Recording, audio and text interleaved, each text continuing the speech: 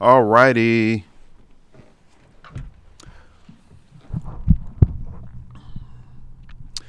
What's going on? This is Quamond Fowler coming to you. And on today, I'm going to talk to you about how to manage your music and your music business organically. All right. So let's get into it. So I like to have a conversation. And the thing that happens when you are doing your music, or let's be more specific. If you are an instrumentalist, let's say you're in college and you're working on practicing and you're doing your ensembles, you're playing events or gigs inside a school and then outside of school. A lot of times your agenda is given to you and you're busy. And so it's hard to really keep a clear routine, or even have your own routine, or be able to make sure you streamline what your process really is, because you're being pulled by your school responsibilities, you're being pulled by your outside responsibilities, your family situation, you're at the house, and depending on if you have a family, there's a lot of stuff that you have to manage. And so one of the things I wanted to talk about is just how to do it organically, because I know we can watch videos or be in school, and we get all of these rules and regulations that's just put on us that we feel like, man, I got to do this, I got to do that, and I got to do this and that. And so sometimes it just gets overwhelmed to the point you don't know what to do. And what ends up happening, you're just dependent upon a phone call, or it's like you don't know what to practice. You know what I'm saying? So it's always a thing where we're going to have to manage keeping our music, our skill level up. We're going to have to manage keeping our or working on our music that we want to release. If you're one who is just a sideman and you're cool with just playing gigs with others, that's fine. But it's sometimes people want to actually develop into to the point where they're able to play their own music and also get called for gigs as an artist. And, so if you got a strategy like that, then you definitely have to make it a point that everything that you do can connect to what you would really ideally want to do. Okay, so let me give you an example. For me, I've been playing and performing and teaching really for a long time. Since I was in high school, I was always teaching. I was teaching people throughout high school. So the process is you do what you do by yourself in terms of your process of learning music, learning a lot of stuff from the records, learning the stuff that you like, and then exploring also in the lab and getting you a DAW and recording and overdubbing yourself and just having fun in the lab. But also as you share things publicly, whether it be playing publicly, and word of mouth is going to happen. So people are going to talk about you. They're going to want to hire you. They're going to have to want to get to you on their projects to record. And so out of what we love to do, business naturally comes out of that experience. And so always think about that. Don't put a lot of heaviness on yourself as to, I got to do all of this, and you cram all these goals and aspirations that you want. But at the same time, it's just so hard to do. Like when you line it up and itemize it like that, it puts a lot of, like, let's say just religious, it makes it more so and experience like I got to do this, I got to do that, and then you can put undue pressure on yourself, and feel like you got to line up to all of these things, and then it can kind of get you to where you just burn out and you don't even move. And so I've talked with different musicians who are at that point, and one of the things that I would say is think about what's natural to you. You know, one of the things that's natural, I would say, we love to play. Whether it's live or even when we take our horn out and practice, or we love to create a track, to record, or we can even love talking about the music. And so one of the things that I recommend is think about the things that you love to do around your passion, your music and stuff, and figure out a way to make that be a part of your campaign for marketing. You know what I'm saying? So that's why what I do when I do my post here on YouTube, I tie it in.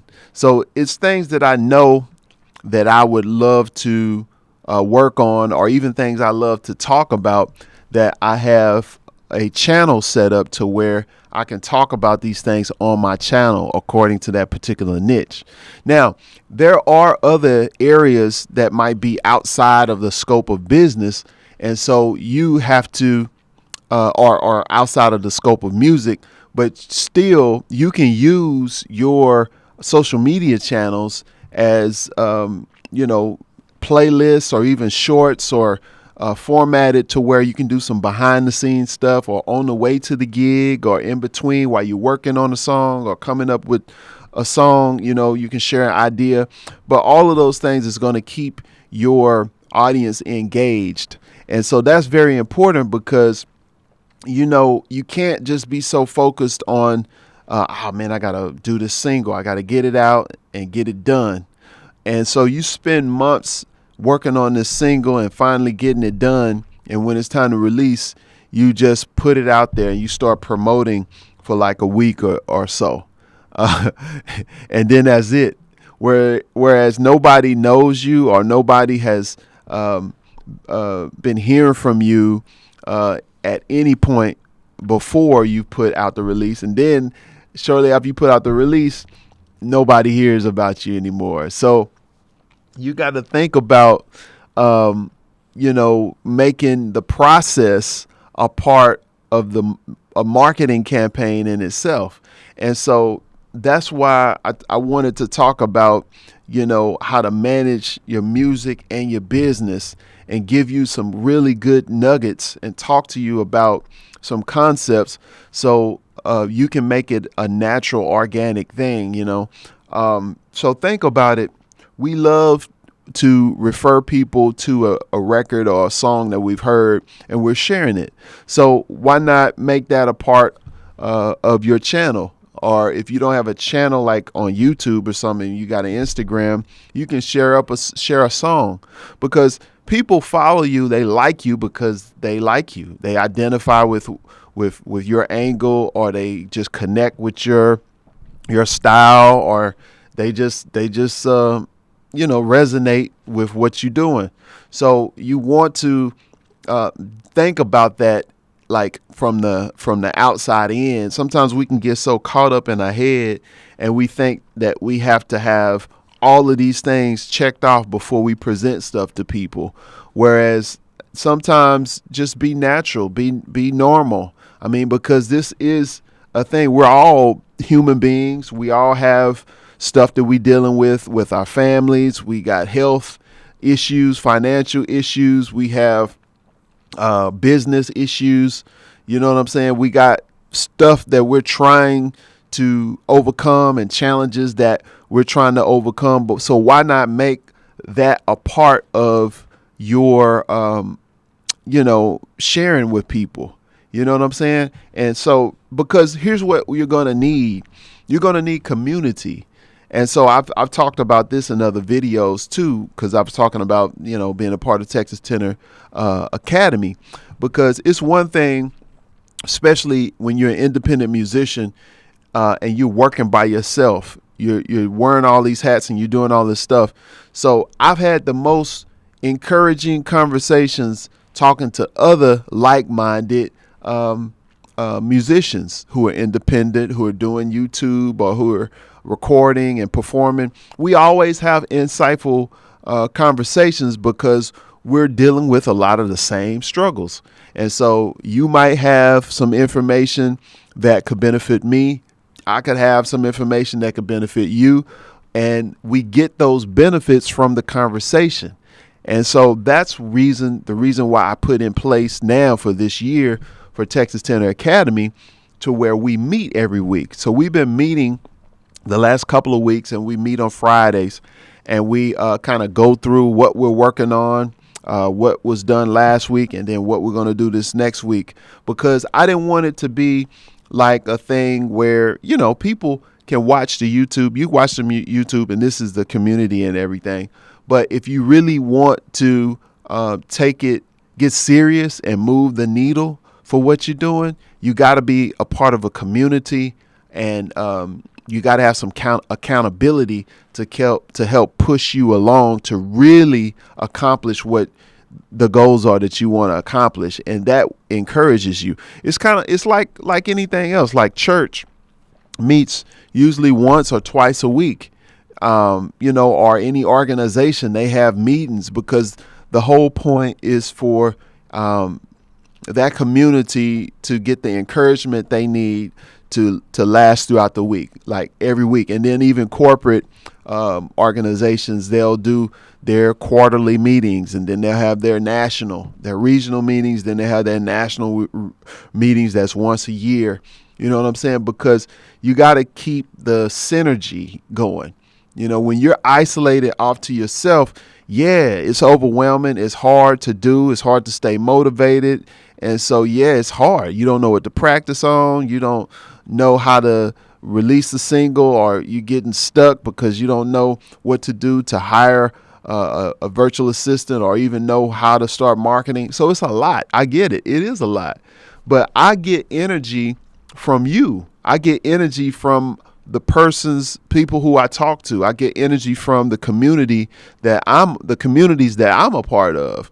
Whether it's my church, whether it's my TeXas10er Academy members, we hook up and we're talking about these things. We're encouraging. I have conversations about the industry, what's changed, what's new, what's different, because a lot of people have old mindsets of even how to approach putting out music. So it's a lot of things that you're just not going to be able to do or benefit from if you're disconnected from a focus group that's what we talk about every week. You know what I'm saying? And so I was thinking also, when I was able to finish my book in 3 days, not 3 days, 3 months, The Christian Musician, Learn What Your Real Gift Is and How to Succeed With and Beyond Your Music. That book is available on Audible as a audiobook, and it's also available on Amazon Kindle.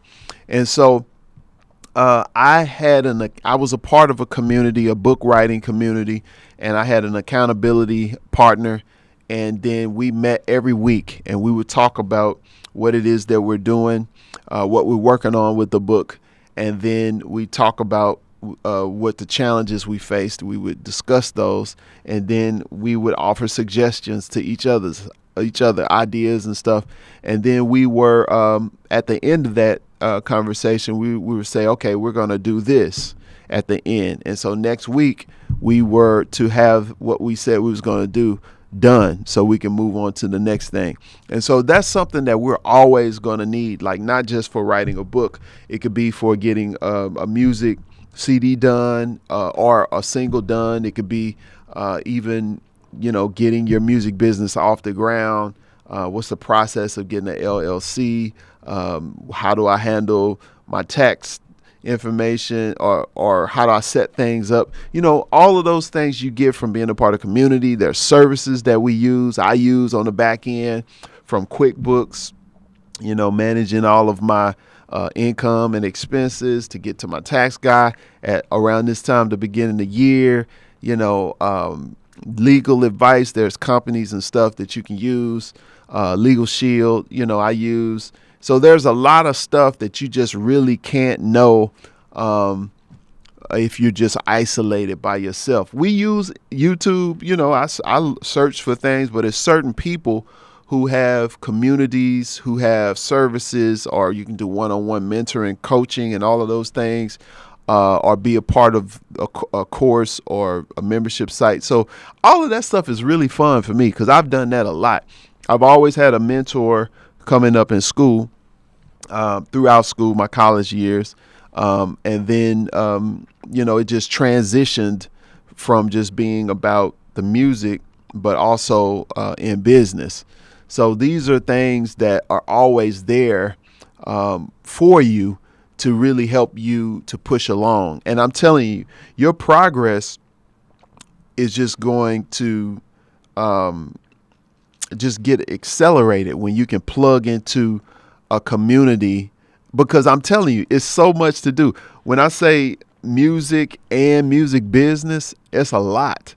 And so you just can't do it by yourself. You have to, that's a lot of discipline because you got to practice. You have to produce the music. You got to, negotiate with people who want you to play. You have to, package up what you're doing, marketing. You got to do your website. And so I've learned so much, and it's fun. I enjoy business. So that's what I'm saying. It's fun from the standpoint of having a team. I got some virtual assistants that help me. We're redoing my website right now, so I was able to consolidate and move to a platform that's like all in one, so I don't have to pay but $200 a year. Let me whisper that, $200 a year for email marketing, for landing pages, for website, even having an affiliate program, membership site, all for just like $200 annually. So I'm working on having all of my stuff converted onto this new platform. But I learned that through conversations that I had, with other people in my community that, who are doing what I'm doing. So it's just so much value, and that inspires you to fine tune things and tweak things, because sometimes we can be stuck, hit a ceiling, and it's all you need to do is just have a conversation with somebody, and they say, "Oh yeah, I did this. I ran into that problem a year ago, and this is what I did." And then the light bulb can go off, and there it is. You're back on the road. You're moving forward because you had a conversation. So don't get stuck